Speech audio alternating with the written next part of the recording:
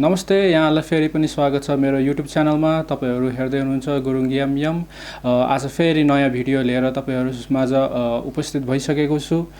यदि तपाईहरु मेरो च्यानलमा नयाँ हुनुहुन्छ भने मेरो च्यानललाई सब्स्क्राइब गरिदिनु होला र भिडियो मन पर्यो भने भिडियोलाई लाइक, शेयर अनि कमेन्ट चाहिँ गरिदिनु होला।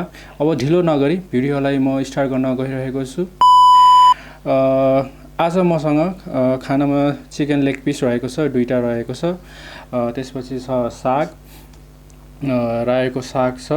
अनि त्यसपछि यहाँ रहेको छ चिकनको ग्रेभी। अनि यहाँ रहेको छ दाल, बोडीको दाल छ। अनि यो भयो दही। अनि त्यसपछि मुलाको अचार छ। यो खाना भइहाल्यो, राइस।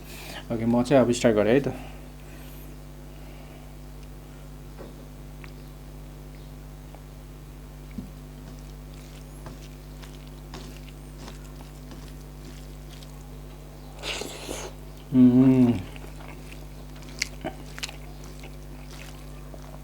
एकदमै मिठो छ है।